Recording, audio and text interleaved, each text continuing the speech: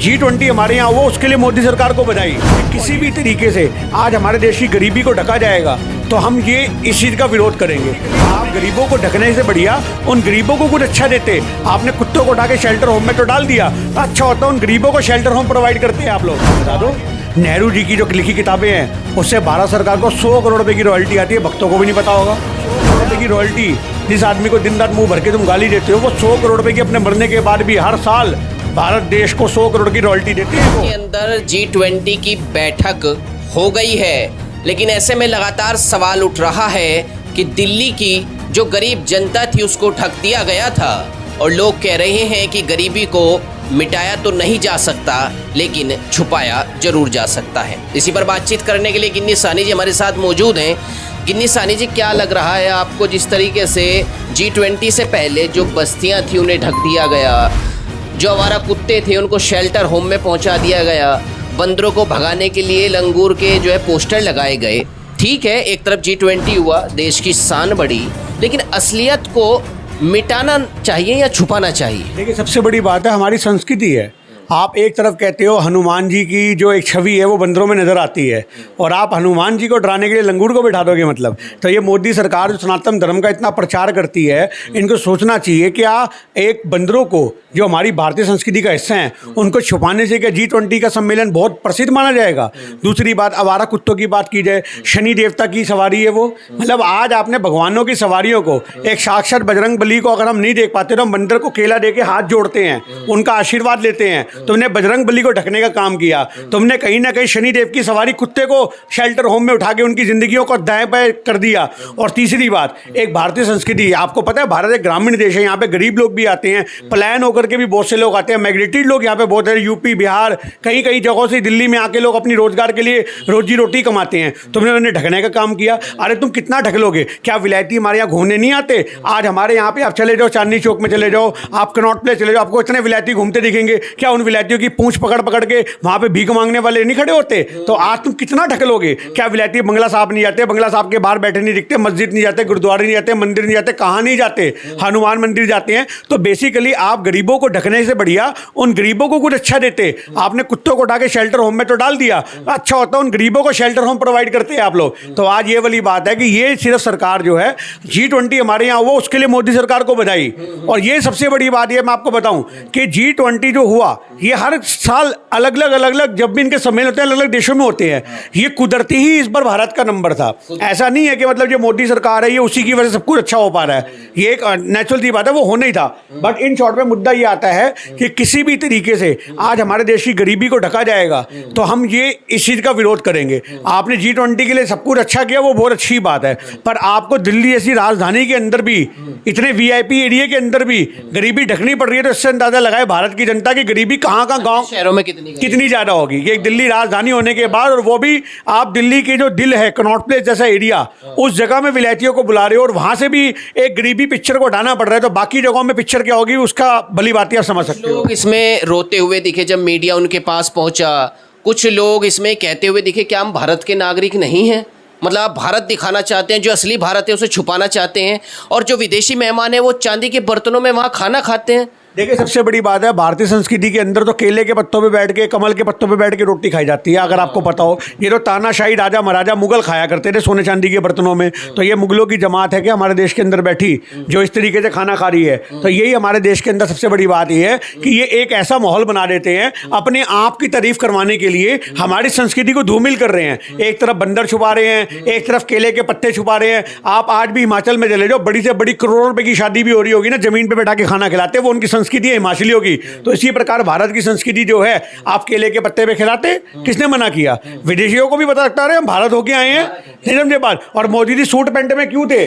मोदी जी धोती में होते क्यों नहीं थे? धोती कुर्ते के अंदर। तो हमारी संस्कृति धोती कुर्ते की है। आप संस्कृति अपनाओ तो पूरी अपनाओ ना, ये धकोसले काय को करते हो? इस तरीके से मेहमान कहा जा रहा है, जो भाजपा सरकार है वो कह रही है कि पहले जो विदेशी लोग यहाँ पर आने से कतराते थे, अब देखिए इतने देशों के प्रतिनिधि जो सुपर पावर हैं और इकोनॉमी में अपना 75% 60% देते हैं, वो देश आज भारत आके जो G20 में शामिल हो रहे हैं, मोदी को बॉस बोल रहे हैं।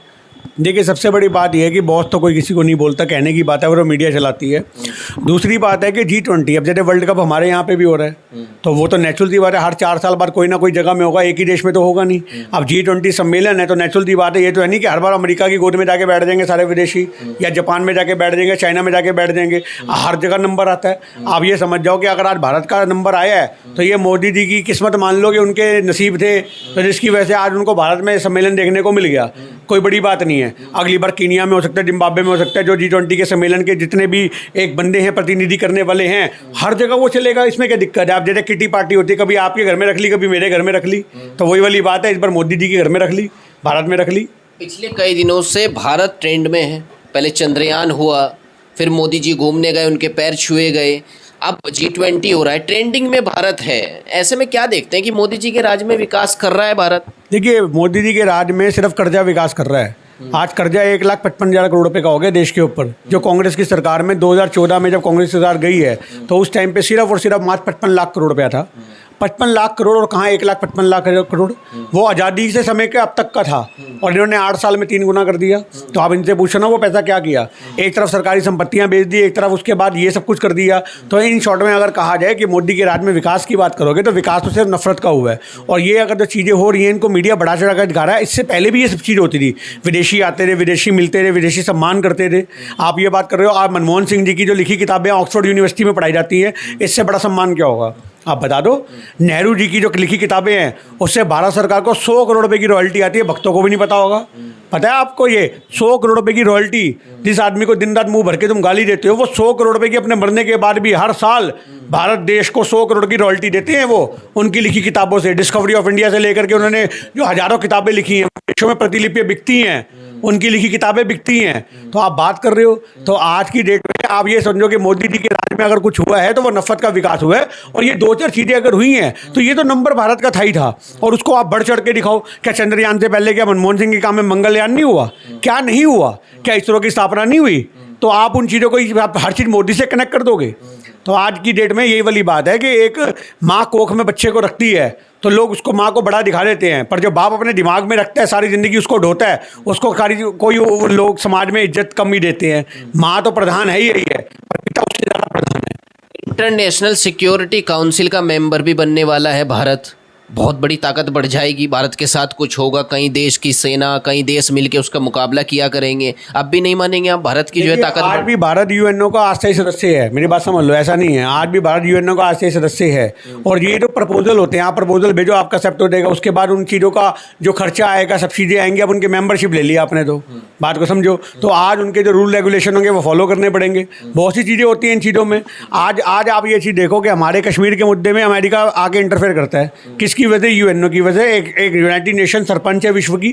तो ऐसी अगर भारत सिक्योरिटी काउंसिल का हिस्सा बन जाएगा, तो वो अस्थायी मेंबर की जो प्रक्रिया है वो कब से चलती आ रही है स्थायी बनाने को लेकर के? वो आज से नहीं चलती आ रही। इसकी नींव और इसकी बुनियाद आप ये समझो कि कांग्रेस के टाइम में रखी गई थी, और आज वो फल पक रहा है। आज मान लो कि आज कांग्रेस के टाइम में पेड़ लगा था, पौधा लगा था, वो पेड़ बन गया, समझ रहे हो बात? और आज उसके ऊपर आम लगने लगे, तो लोगों ने कह दिया देखो मोदी ने आम उगा दिया। अरे भैया, पेड़ के बीज किसने बोए थे? ये तो देखो। तो क्यों नहीं जीत पा रहा है विपक्ष? आपकी कांग्रेस भी जो है गठबंधन में शामिल हो रही है। जब इतना काम कांग्रेस ने किया है, तो अकेली चुनाव क्यों नहीं लड़ती है? कोई प्रधानमंत्री चेहरा सामने क्यों नहीं आता है? मैं आपको एक छोटी बात बताऊं, प्रधानमंत्री चेहरा तो राहुल गांधी है। और दूसरी बात आप ये कह रहे हो गठबंधन तो मोदी सरकार का हमसे बड़ा है। ये तो 38-39 देशों को साथ में लेके चल रहे हैं, हम तो फिर 26 को लेके चल रहे हैं। ना जीतने का क्या? ना जीतने का कारण नेशनल मीडिया। उन्होंने लोगों को इतना भ्रमित कर दिया। और कुछ हमारे देश की जो आबादी है 80% है, वो हिंदुओं की आबादी है। उनको लगता है कांग्रेस मुसलमानों की पार्टी है। अब एक आदमी के दिमाग में नैरेटिव सेट हो गया, तो उसको तो कोई निकाल नहीं सकता।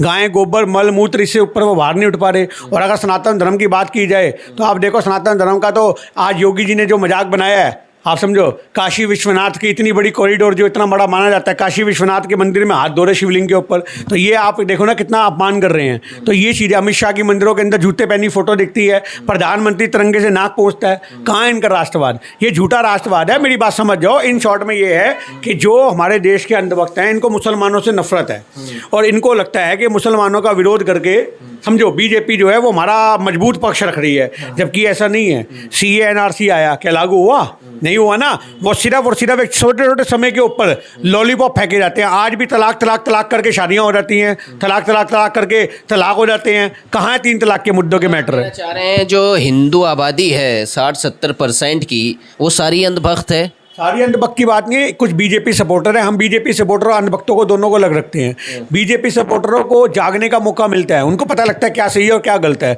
अब ये भारत के और देश में उंगली करी है लोगों ने, इन्होंने इंडिया नहीं भारत रखेंगे, तो 70 साल से सो रहे थे क्या? 70 साल से आपको नहीं पता था? ये कहते हैं ना कि अगर आप डिक्शनरी में पढ़ें, आप डिक्शनरी में पढ़िए इंडिया शब्द का क्या मतलब है। इंडिया शब्द का मतलब बताते हैं जो भाजपा वाले हैं कि गरीब लोग, पिछड़े हुए लोग। क्या इस चीज़ को हटाना गलत है? एक छोटी सी बात याद, भारत तो हमारा पुराना नाम है, नहीं, हमारी संस्कृति का भारत हमारा बिल्कुल बदला थोड़ी जा रहा है। मेरे को आपको पता है इंडिया नाम कैसे पड़ा? इंडस, सिंधु घाटी जिसको बोलते हैं, उसको इंग्लिश में इंडस कहते हैं।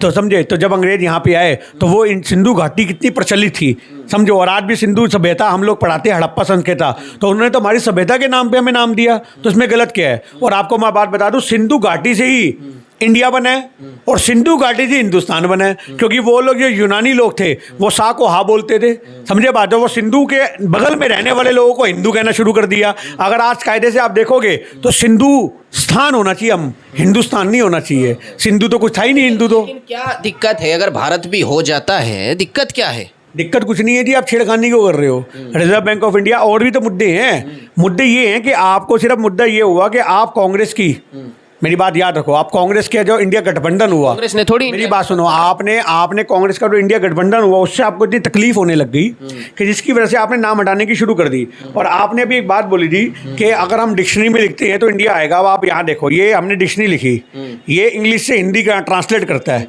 समझ रहे हो बात? अब मैं आप यहाँ पे आपको दिखा रहा हूँ विल। अब मैंने विल लिखा तो ये विल का देखो क्या आया, ये विल आया इच्छा, समझ रहे हो बात? अब अगर आप इसके अंदर डालते हो इंडिया, अब मैं नहीं कह रहा, आप डिक्शनरी की बात कर रहे हो ना, तो इंडिया का मतलब क्या निकल के आता है? भारत। बताओ, यानी कि डैट मीन के Bharat is a Hindi version of India. तो इसमें क्या दिक्कत है? एक इंग्लिश नाम है, एक हिंदी नाम है। अगर आप इस तरीके से संस्कृति की बात करो तो मैंने आपको बोला ये धोती पहनने वाले होने चाहिए, फिर काय को पैंट कोट पहनते हैं? तो बहुत सारी चीज़ें और भी हैं। सेंट्रल विस्टा नाम रख रहे हो, सेंट्रल विस्टा कहाँ की संस्कृति है? उसको रामायण भवन रख दो, फिर काय को रख रहे हो सेंट्रल विस्टा? उसको बनाओ रामायण भवन बनाओ। कौन मना कर रहा है? हम समर्थन करते हैं। अपने तुम रहने के घर आलीशान बनाओ 20,000 करोड़ रुपए के, उसको रखो सेंट्रल विस्टा, उसके नक्शे उठाओ विदेशों से, है जी। और उसके बाद अगर भारत कहने का मतलब है नाम इंडिया आ रहे उसमें उंगली कर दो पूरी। तो ये बेतुके लोग हैं, इनके पास दिमाग ही नहीं है जी। तो क्या कहना चाह रहे हैं 2024 के चुनाव के लिए इंडिया भारत का भगा के मारेगी जी ने, जनता भगा के। अगर ईवीएम का खेला ना हुआ, मैं क्यों बोलता हूँ, और लोग भक्त बोलते हैं कि भैया आप वहाँ जीत गए हिमाचल में, तब ईवीएम का खेल नहीं हुआ। तो हमारे पिताजी कहा करते थे, बेटा गू खाओ तो हाथी का खाओ। तो वही मोदी सरकार का फॉर्मूला है कि अगर हम कहीं खेला खेलेंगे तो वो बड़े इलेक्शनों में, छोटे मोटे राज्य के फेंकेंगे तभी तो इन भक्तों के पास जवाब होगा। अच्छा, जब हिमाचल में जब तो ईवीएम का खेल नहीं था, बिल्कुल नहीं था, वहाँ फेयर डीलिंग करवाते हैं। वहाँ तो अगर इनको वोट भी पड़ रहे होंगे तो वहाँ पे ईवीएम बदल के साले खुद हार जाएंगे। वहाँ पे अपने को नेगेटिव दिखाएंगे ये कि हम हार गए, देखो कितनी बुरी तरह। मतलब अगर आप हिमाचल में 4 सीटें इनकी निकल भी रही होंगी तो वहाँ पे भी ईवीएम हटवा देंगे, कहेंगे बदल दो, हमें हरवा दो, ताकि हमारे पास जब केंद्र का इलेक्शन होगा तो हमारे पास एक मजबूत बात रहेगी कहने के लिए कि ईवीएम का खेला तो भैया उस समय नहीं हुआ था, और नेशनल मीडिया में वो क्लेश चलेगा।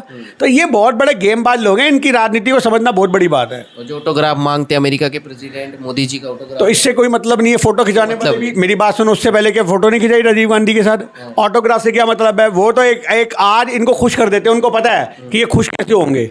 आप समझो इस बात को, ये तो खुश किया जाता है। ये तो मोदी जी सोचते हैं कि भैया वो चीज़ होगी, इनकी फोटो खींच के, ना इन्हें खुश करने का एक छोटा सा प्रलोभन है। हमारे घरों में छोटे छोटे बच्चे आते हैं, जब हम बच्चों को टॉफ़ी गोली देते हैं, और उस टॉफ़ी गोली से कुछ नहीं होगा, 1 रुपये की टॉफ़ी है, पर बच्चा 1 रुपये की टॉफ़ी में खुश हो गया। तो ऐसे ही विदेशी आके अगले को खुश कर देते हैं, अगला खुश हो जाता है। और क्या है, ये खुशी खुशी चलती रहती है। उसको मीडिया इतना बड़ा दिखाती है, पता नहीं कितना तीर मार दिया गया।